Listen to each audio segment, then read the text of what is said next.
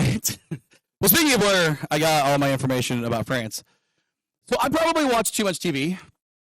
Don't judge me, you probably do too. It's a result of being in the year of our Lord 2022. Like, I don't know if you guys have thought about this, but there is so much TV. Like, so much TV. Like, I have on my TV right now, I have Netflix, I have Amazon Prime, which I don't watch, but it's there if I want to. I have Peacock, I have Hulu, I have probably something else. I have ESPN. Like, it's all just sitting there. Like, there's so much TV to watch. And, like, it's impossible to watch it all, and yet, like, it seems like a lot of times, some days I'm trying to figure out a way to watch it all. And the thing is, like, there's so much new TV. Like, it's really hard to keep up with, like, the new stuff that's coming out and, you know, what new shows there are and spin-offs and this. And, like, you like a show and suddenly there's spin-offs, like, The Walking Dead had a spin-off show, and Yellowstone's got a spin-off show, and like Game of Thrones, like no one wanted it, but we have like 5 spin-off shows, and it's just the way, like, I don't know, it's just, there's so much TV. But the thing that makes like today really exciting with TV is you don't just have to watch new stuff, you can watch old stuff too. So like the pandemic hit, and I decided I was going to watch all the Alfred Hitchcock shows from the 1950s. So I did. It's 10 seasons, in case you're wondering, of Alfred Hitchcock from the 1950s. 10 seasons. It's a whole lot, and it's really good, and if you have Peacock, you should watch it. Like right now, you can watch like anything from the 50s, 60s, 70s, 80s. You can watch anything that's on now. If you have Hulu, you can watch anything that like showed up yesterday. Like it just, there's so much TV. But the best part about TV now is that we have fixed the problem with TV. When I was growing up, there was this massive problem, and I always hated it. And the problem was this. They were 2-part episodes that said, to be continued. I hated it so much. Because, look, you have one of 2 options. Either it's a new show, and like, you're watching, like, Tuesday night, and it's, like, to be continued. And then you have to wait till the next Tuesday to watch it. And that, like, for an ADHD kid, like, that's... I'm not going to even remember what I was watching by the next Tuesday. Like, I may not remember what happened in that show the next morning. Like, you're telling me I have to remember? So that was awful.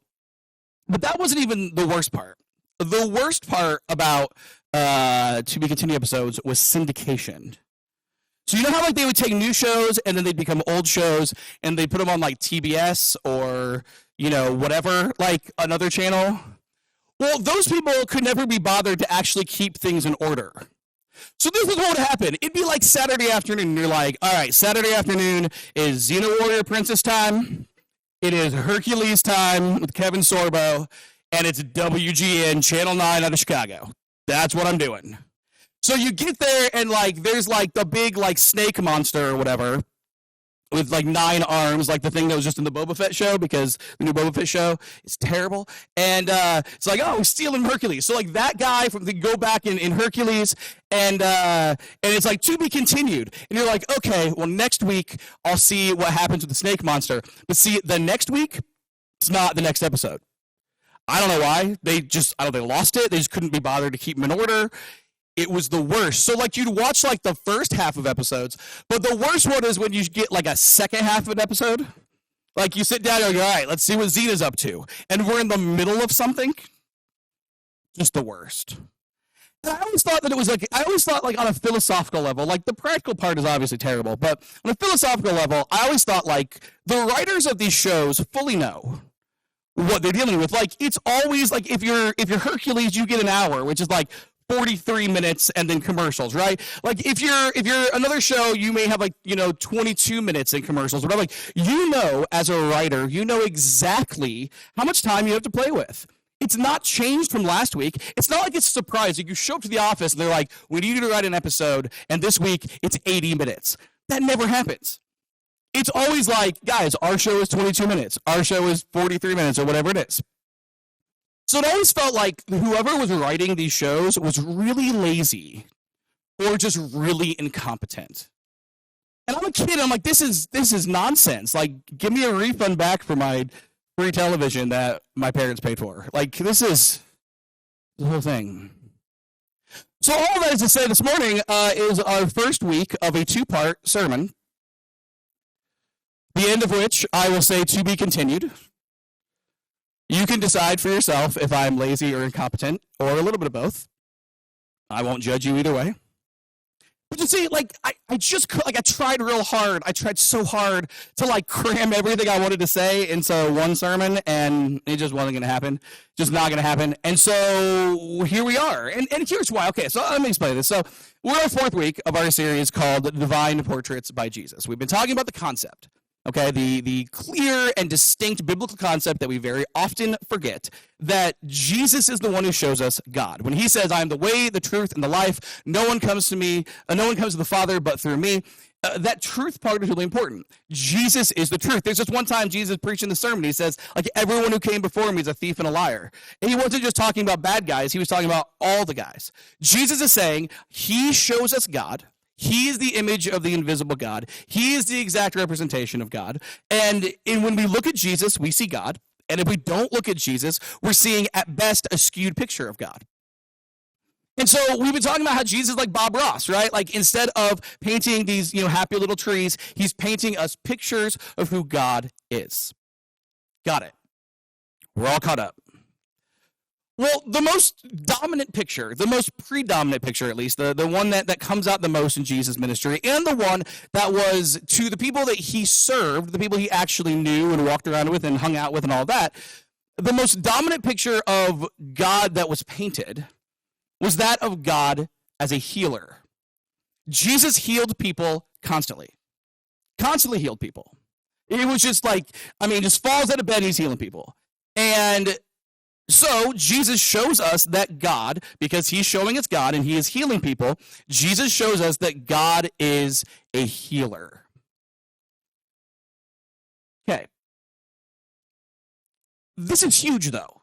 This is, it happens so much, it happens so often, it happens for so many people. It's such a dominant picture in his life that you'll have to forgive me for not being able to just do one, sermon on it, because there's just so much, and it's complicated, and it's kind of, there's a lot of moving parts, and it's just this whole thing. To see, though, how dominant it is, to see how much of an impression and how much of a just over and over a picture of God as healer is, we need to look at, there's one particular story that shows us just how huge healing is in Jesus' ministry. So one day Jesus is in Galilee, and he's in a boat, and he gets out of this boat next to the Sea of Galilee, and there's this massive crowd of people waiting for him. And they're all there, and they're all wanting to talk to him, and they're all wanting to, all this stuff. And it turns out they're not there to listen to him teach. At this point in his ministry, he has preached sermons that you and I know well. Like, at this point in his ministry, he has done a lot of things that are really important, that are really big, that are things that mean a lot to you and I as Christians 2,000 years later. And the crowd did not care about any of that. They didn't care about what he was teaching. They didn't care about what he was doing. All they cared about was whether or not he was able to heal them. Well, there was one guy in particular who kind of pushes his way to from the crowd. It makes sense because of who he was, and his name is Jairus. Jairus was a leader of one of the local synagogues there. So he was a religious guy. Everybody knew him. Everybody, was familiar with him. Everybody saw him as a leader and a kind of a shining beacon of light, a person of faith, a person who helps them, connect with God. And so, Jairus needs to see Jesus. He has an emergency, and kind of everybody, lets him through. And Jairus comes, and, he falls on his knees, and he's begging Jesus, and he asks Jesus, hey, I need your help with a situation. My daughter, she is just so sick. She's not just at death's door. She's like kicking the door in. Like, she's trying to break in death's door. She is desperate to, she's just so bad. And he says, I really, I know you can heal her, and I really need your help. Would you come with me and go to my home and heal her? And Jesus, of course, being Jesus, says, yeah, of course. No worries at all. Let's do that. The problem was there was a lot of people. Like I said, there's just all these people. And so this is what ends up happening after Jesus says that he will heal her, and he tries to go do it. So this is what we read in Luke chapter 8. It says, as Jesus went with Jairus, he was surrounded by the crowds. A woman in the crowd had suffered for 12 years with constant bleeding, and she could find no cure. Coming up behind Jesus, she touched the fringe of his robe, and immediately the bleeding stopped. But this is a really, really significant story for, a few reasons. The first one is the obvious, the miracle itself is incredible. That bleeding, we're talking about menstrual bleeding. We're talking about a bleeding that is, we're not just talking about like, oh, I got this cut. Like, this would have made her ostracized in the community. It would have made her unclean. It would have, this affected every part of her life. So this was not just, ouch, I'm hurting. This was, ouch, I'm hurting, the way women hurt, but also it completely destroys my life for 12 years. And she'd gone to different people, and she tried to get help, and she tried to have, a cure. She tried to go to every doctor she'd go to. She's just desperate, and nobody could fix it. And Jesus fixes this problem by accident, without even trying. Like, not even he doesn't even make an attempt. In fact, if you read further, Jesus actually is confused as to what happened. He's like, hey, I felt somebody get healed, and I'm not sure what happened. What just happened? Like, who did that? Like, he's looking around just trying to figure out who it was that touched him and who it was that just got healed. Like, this is a total accident. When you are accidentally healing people of 12-year calamities that ruin their lives, you're pretty good at healing, is the point. And so that's a big deal. That's good. But then also we have this. This is actually a miracle tucked into the story of another miracle. It's a miracle. It's like, a dream in a dream is inception. This is like miracleception. Like, we're just tucking a miracle. Like, the miracle is supposed to be to go help Jairus' daughter. Jesus does that, by the way. She dies before he gets there, but that's not a big deal. He's just like, oh, no, she's asleep, and he brings her back to life, and that's fine. But this is in the middle. Like, this is like a bonus. This is like if you go to McDonald's and you order 6 McNuggets, and they give you 7. This miracle is the 7th McNugget. That's all it is. It's massive and powerful and beautiful and it totally, it changes this woman's life, but also it's just in the middle of this. And the reason that this can happen is because literally every person who's there wanted a miracle. So Jesus, when this miracle happens, he turns around and he's like, hey, who did that? And Peter looks at him and he's like, what do you mean? Who touched you? Everyone's touching you, Jesus. Everyone is here looking for a miracle. It's trying to find the one person who currently is touching you, who is trying to get a miracle, is like trying to find a needle in a haystack. There is absolutely no possible way we're ever going to find. Like, how would you find this one person? The fact of the matter is, this story shows us that when Jesus shows up in a town, not only is everyone looking for a miracle, they're not looking for a sermon. They don't care about the Sermon on the Mount. They're not listening. They're not sitting there listening to the thing. You'll notice, by the way, you guys remember, like it's sort of like when Jesus feeds the 5,000. He's been teaching all day. We don't have written down what he was teaching. We just have the feeding the 5,000. Like, no one cares about the teaching. No one cares about that. They just care about the miracle, and specifically, they're looking for a miracle that fixes their problems. And by the way, that might sound like, they were just so entitled. That's not how Jesus thought. Jesus not only heals the people, but he accidentally heals the people. That's how predominant Jesus as a healer is as a picture. That's how many times, like if using the Bob Ross illustration, if Jesus is painting pictures every day, that's, we would see healings as the most of the pictures. Like if there's 100 pictures, we'd see like 70 healings and 30 of everything else. Like that's what's going on here. So it seems like it's important for us to talk about, and it seems like it's important for us to get this straight. So here's what we're going to do. Real simple. Next week, we're going to talk about what this means. What does it mean that God is a healer? But this morning, we actually need to talk about what it doesn't mean. It's incredibly important that we talk about what it does not mean. Because here's the thing. All these pictures that Jesus paints of God are meant to help us to believe in God. They're meant to help build our faith. But if you guys have been in the church for a long time, if you've been in the church for really any amount of time, what you're going to find is that a lot of times our attempts to help people believe do the opposite. Y'all guys have noticed that. Like if you go up to the church, like a lot of times, like what people like try to do to get people to be faithful was just like it totally backfired. And this healing thing totally backfires. Because if we think about this incorrectly, if we get wrong this point, then all we end up really doing is, kind of putting a bullet in the kneecap of a person's faith. And then it's not too long until they're starving out because, they can't walk in the illustration of, I don't know where that illustration is going. I don't shoot guns. I don't know. It's in real life. In video games, it happens.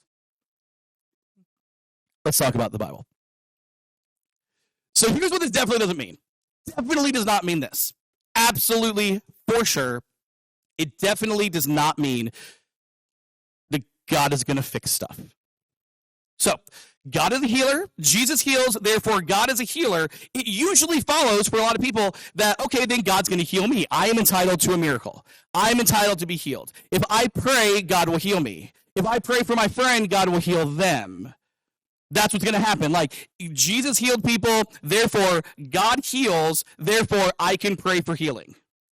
Jesus fixes stuff. Therefore, God is a fixer. And therefore, when I have problems in my life, God will fix that. It makes a lot of sense. But the fact is, this absolutely positively does not mean that God is going to fix you, or that God is going to heal you, or is that you are entitled to a miraculous healing, or even a non-miraculous healing. That sounds a little off, I will admit, and I understand it. In fact, to a lot of Christian circles, to a lot of Christians in history, that sounds downright blasphemous. But let's take a step back and just think for a second about why I might say that. Let's assume that God is real. And let's assume that God made you and me. And let's assume that God created the reality. And sure, maybe there's sin and maybe it's broken and maybe it's whatever. But the reality we live in is a reality that God is okay with existing now. I would hazard a guess. I said nothing there that was remotely controversial. God is real. God made us. God is fine with reality as it is. Part of reality as it is this. People get sick. Chances are good you've gotten sick pretty recently. It is the winter. Like, everybody gets sick. Maybe you got a cold. Maybe you got a flu. I don't know. I grew up getting strep throat every single year. I don't know why. Every year I needed a Z-Pack. I was like, man, give me the Z-Pack. Every year is what I needed. Like, you get sick. People get sick. And sometimes sicknesses are more severe than just getting sick. Sometimes sicknesses are like cancer, which when you think about it is a really dumb thing. Cancer is when your cells decide they no longer want to be good cells and now they want to be bad cells. I don't know why cells have autonomy like that. I don't know why that's a good idea, but it's true. People get cancer. Often, people die of cancer through no fault of their own, through nothing they chose, through nothing else. And through, we might try to treat it, we might try to do everything we can, but people die of cancer. It happens. People die of all sorts of stuff like that. And sometimes, even if you don't die of something, other things happen. Like, you end up with a chronic illness. You end up with an illness that, no matter what happens, it's just you've got this thing, and now you got to learn to live with it. Like, here's diabetes, or here's migraine headaches, or here's something here is the thing, your lungs don't work very well, you've got this heart condition or whatever. You get an illness, you get a thing, and sure enough, it's not going to kill you now at least, but you just gotta deal with it. You gotta have to learn to live with it. Some people have mental illnesses. A mental thing where it's hey, look, your brain's imbalanced. Again, I don't know why the chemicals in your brain are I want to be imbalanced today. I don't know. That seems real dumb of your brain chemicals, but it happens. Everybody faces this. And if you haven't faced this in your life, buckle up. You're gonna. Because you're human. That's the thing about it. People get sick, and those illnesses very often make them die. And God made the world, and God made us, and God is apparently fine with this arrangement. If that's not convincing enough, let's just say this. Talk about these two miracles. The miracleception, the miracle within a miracle. There's the woman with the 12 years of the bleeding that stops, and then there's the little girl who was going to die who doesn't die. Here's how I know that we're not entitled to things being fixed or things being healed. Very simply, I've never met those women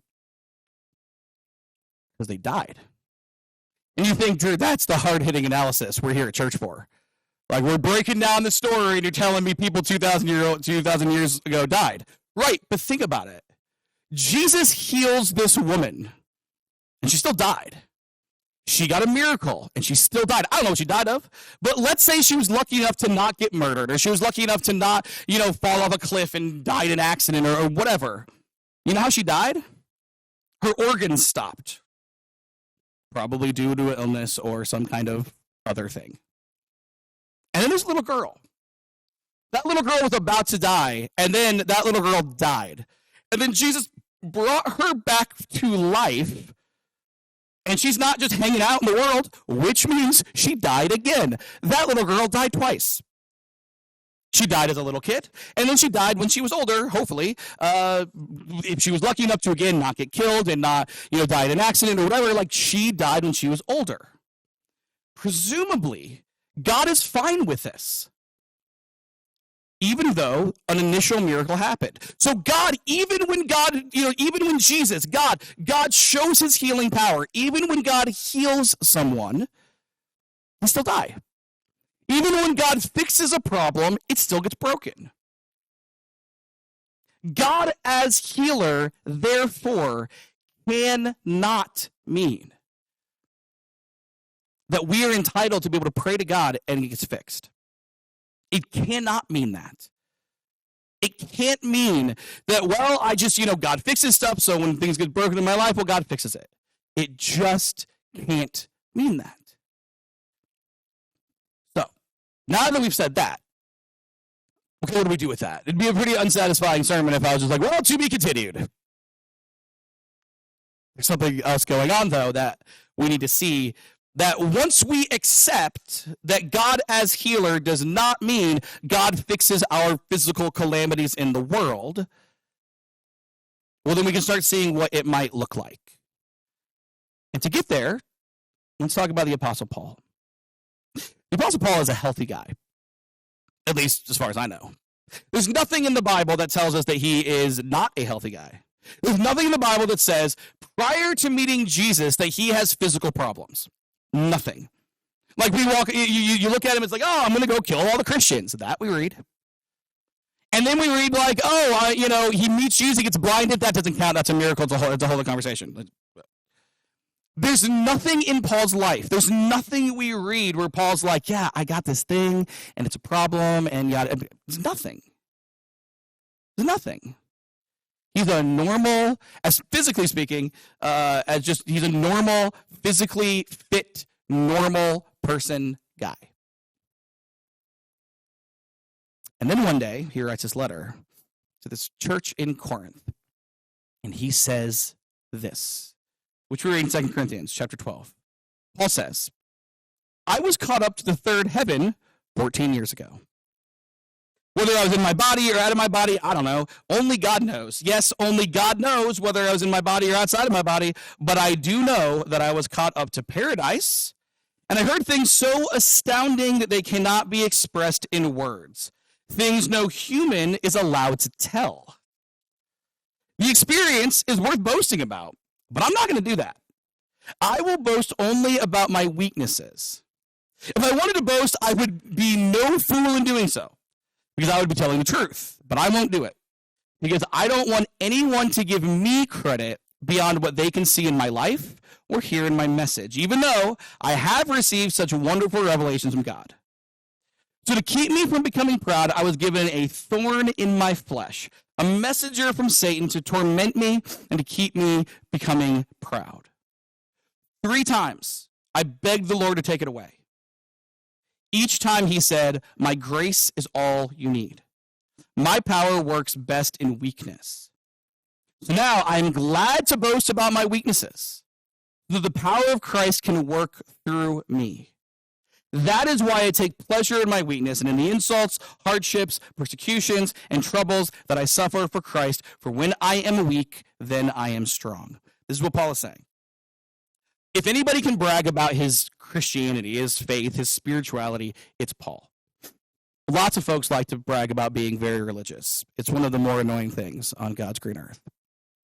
So many people. Sometimes they become cult leaders, and that becomes dangerous, but usually they just become those real people that, like, you see in the grocery store, and you're like, I don't want to talk to them. Like, they just constantly just use Jesus-y words. Just, stop it. You ask how they're doing, and, it's like Sunday school. Stop it. And Paul's like, look, I don't want to do that. I don't want to be that guy. I don't want to do that. He says, look, I could be that guy. He says, I don't know what it means. Like, no one, it's so funny. Like, notice that he did is he's like, I got called up to paradise. I don't know if I was like in my body, if I was out of my body. Like, it was just this crazy trip where like I'm seeing things and I'm hearing things and I see God. And like, today he'd have to be like, guys, I swear I wasn't high. I swear I wasn't. Back then, like, they didn't have to qualify that, but like today be like, I wasn't, I swear. But like, I saw stuff and I heard stuff, and it was just this amazing, incredible, beautiful thing. Like, I can't even repeat it because it's not the kind of thing that human beings are allowed to repeat. If Paul wanted to be a cult leader, he could have been.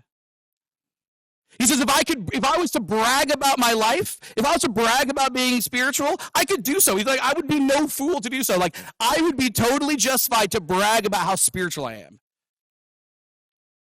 And he says, I'm not going to do that, though, because I got this thorn in my flesh. Now, if you've been in the church a long time, you've heard quite a few people probably tell you that the thorn in the flesh does not necessarily mean it's something physical that's a problem with him. There's really one problem with it not being a physical thing. If you look at what he says, it's directly talking about physical stuff. The Greek word is specifically the word for physical bodies. Like, if he was going to say, like, I have a thorn in my spirit, or I have a thorn in my person, or I have a thorn in my soul, or I have a thorn in my heart, or whatever, he has like all sorts of words he can use for that. He uses the word for body. I have a thorn in my body. I've got a physical calamity. Something's wrong with me physically. And that something wrong physically was given to him.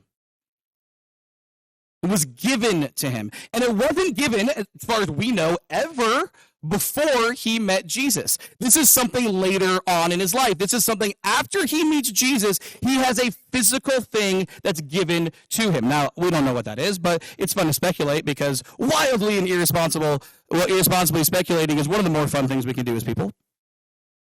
Some people are like, oh, we had bad eyesight. We find, some degree of evidence in, talks about, that sometimes. And other times like, oh, he had a stutter. He couldn't talk well.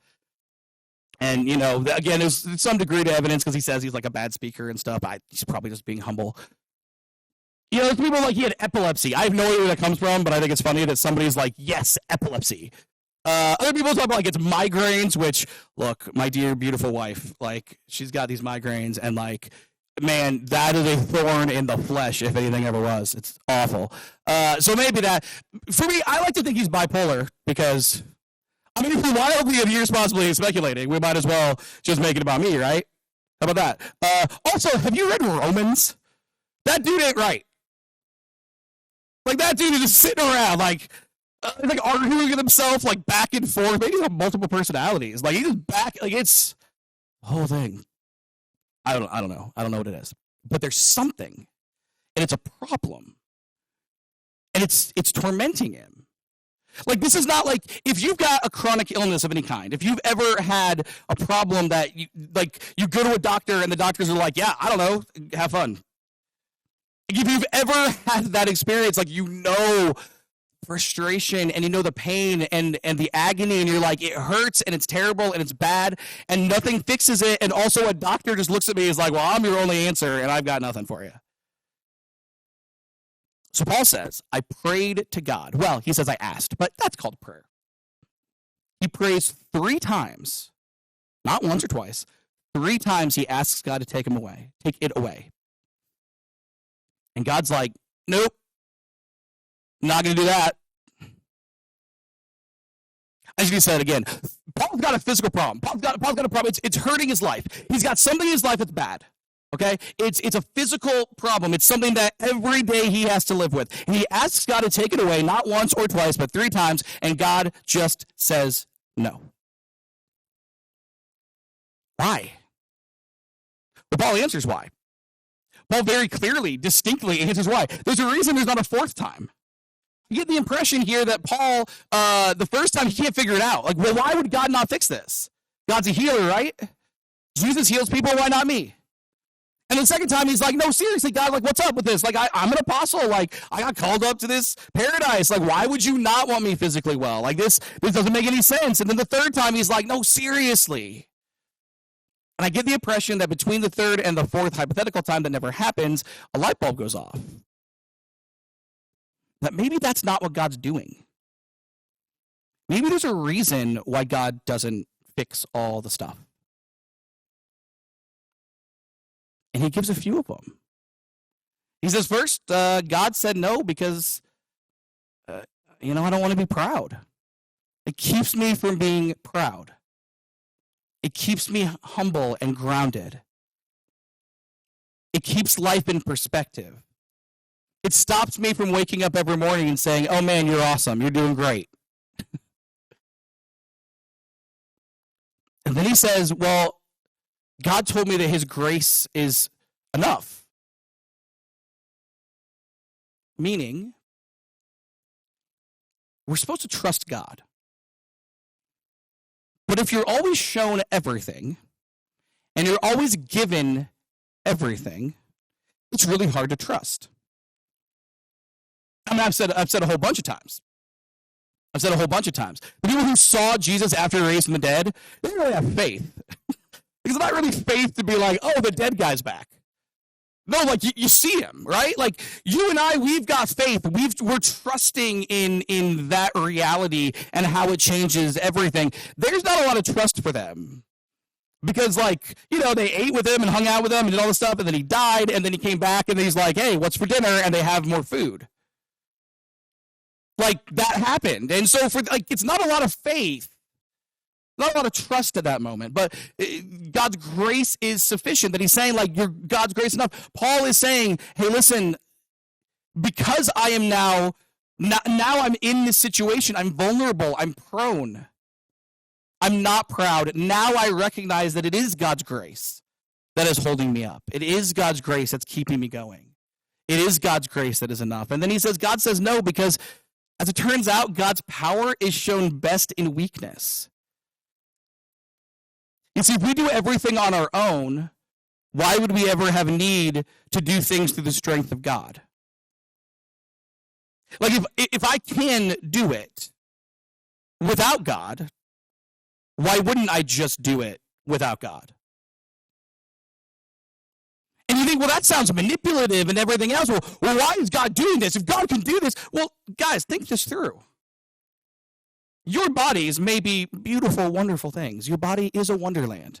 If no one's told you today. If John Mayer did not get the point across to you today, just know your body is a wonderland. But man, your body is deteriorating and is going to die. It is temporary. It's temporary.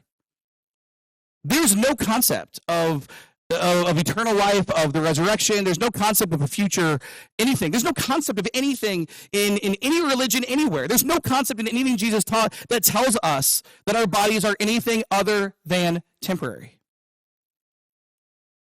It's kind of like this. I had this car back in the day. 1994 Ford Taurus. I got it from a woman who had died. The woman left her gloves in the car, so I named the car Edna. Every now and then, I put the gloves on and pretend like the car was haunted and possessing me. I was 16 years old, and I was delightful. That car broke, 15 minutes after I bought it. And that car, I think there was probably 4 days of my entire, from 1990 or 2000 to 2000 and 6, 7. For that 6-7 year period, I think that car was everything worked on it for 4 days out of those 7 years. And so there came a point where I was I don't know how I'm fixing this.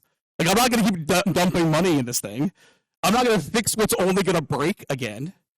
And that's how I got 6 tickets in 3 months, because I was not going to fix that speedometer. It was just going to break again. Should have fixed it because it would have been cheaper. what's the point in fixing this all the time if it's only temporary? So the fact is, you are not a temporary being. There's nothing about you that's temporary other than your body. And so we look at this and we say, well, why can't God fix, I'm bipolar. Why can't God fix that I'm bipolar? Stephanie's got migraines. Why can't God fix that she's got migraines? You've got whatever that you got. Why can't God fix that?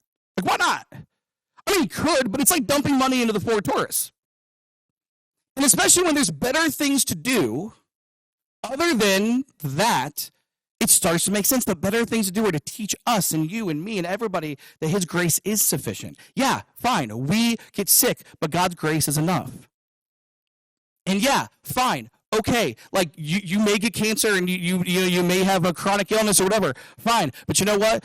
God's power is shown in weakness. And yeah, you are going to die one day, but you know what? At the end of the day, all that really means is that you and I should always be humble enough to say, this is who we are, this is who we are not, and therefore, this is how I'm going to live. Understanding how fragile life is, understanding how vulnerable we all are. Has there ever been a better reason to love your neighbor than that realization? We're all temporary. We're all fragile. We're all vulnerable. None of us are making it out of this.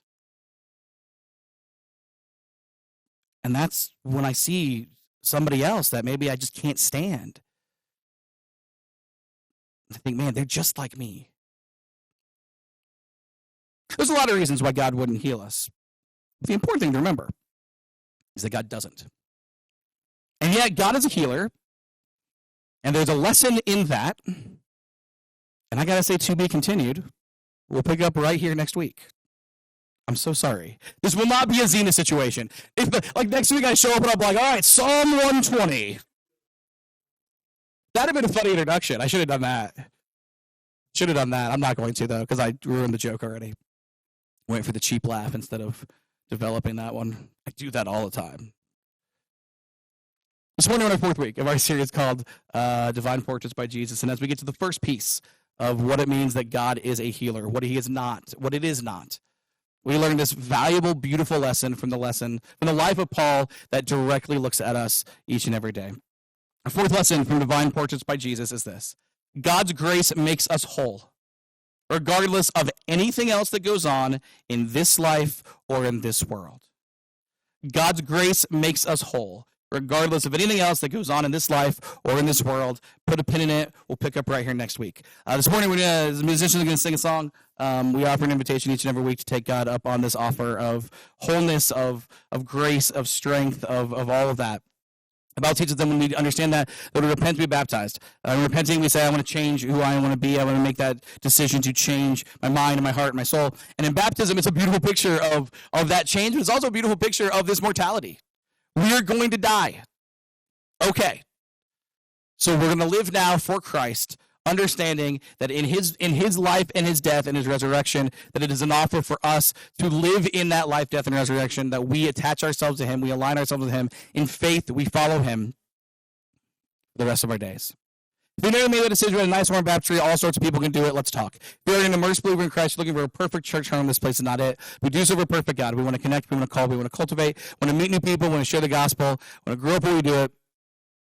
And we want to understand that God's grace is enough for us no matter what. As we stand,